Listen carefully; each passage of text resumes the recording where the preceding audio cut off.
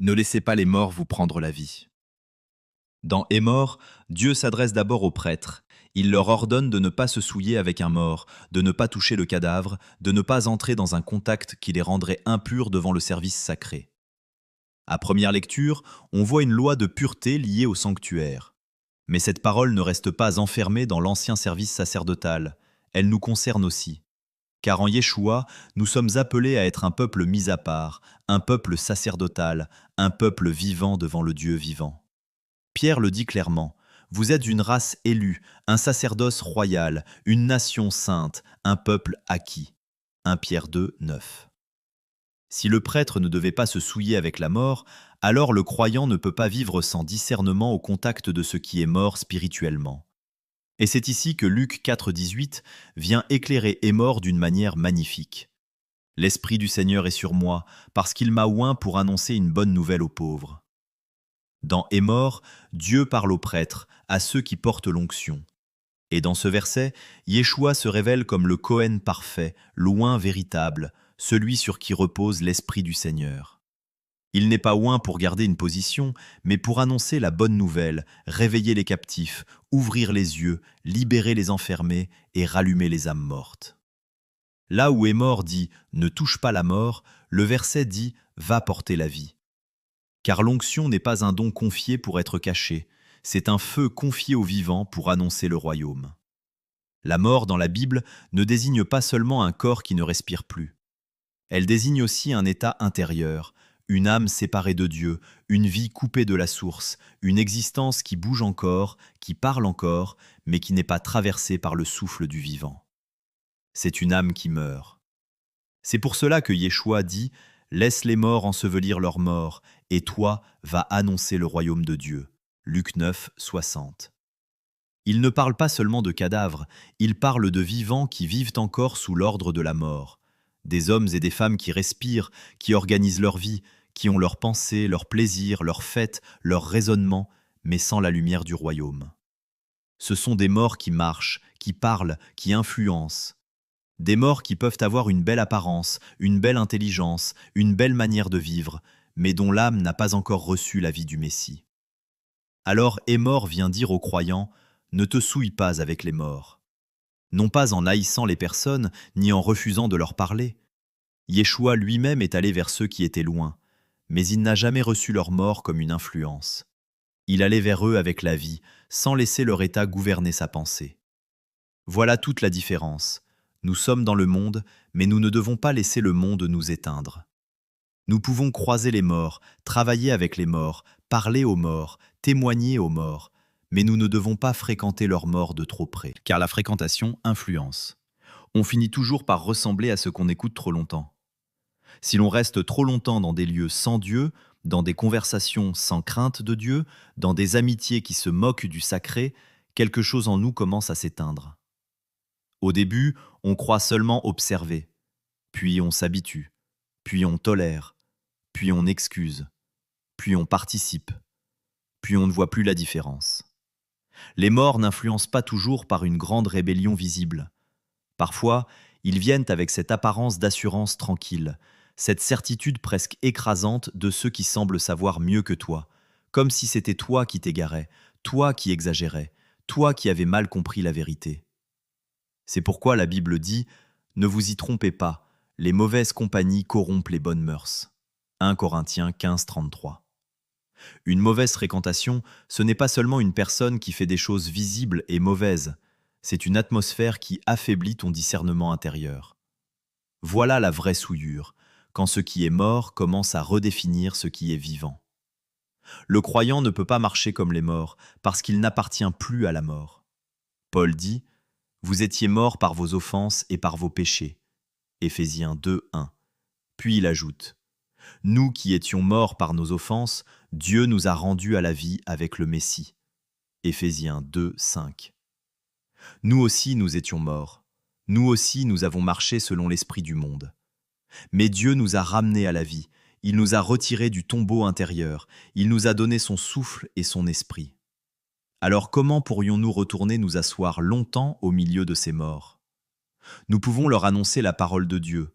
S'ils la reçoivent, la vie peut les relever. Mais s'ils la refusent et cherchent seulement à nous ramener dans leur monde, alors nous n'avons pas à demeurer là où la lumière est rejetée, ni à perdre notre temps avec ceux qui ne veulent pas marcher avec Dieu. Comment pourrions-nous nourrir notre âme avec des paroles mortes, des fêtes mortes, des lieux morts, des plaisirs morts, des alliances mortes? Comment pourrions-nous appartenir aux vivants et laisser les morts nous apprendre à vivre? C'est ici que les fêtes décrites dans Hémor deviennent essentielles. Dans Lévitique 23, Dieu donne ses rendez-vous. Ce ne sont pas des fêtes inventées par les hommes, ce sont les temps fixés par Dieu, les rendez-vous du vivant, les fêtes des vivants. Chacune porte le Messie. Pessah annonce l'agneau, les pains sans levain la séparation d'avec le vieux levain, les prémices, la résurrection. Shavuot, l'esprit donné au cœur vivant. Yom Terouar, l'appel et le réveil. Yom Kippour, l'expiation et la purification. Sukkot, la présence de Dieu qui vient habiter avec les siens. Les fêtes de Dieu ne sont donc pas seulement des dates, elles sont un chemin de vie. Elles racontent le vivant et remettent le croyant dans le calendrier de Dieu. C'est pour cela que le mélange est dangereux, car les morts aussi ont leurs fêtes.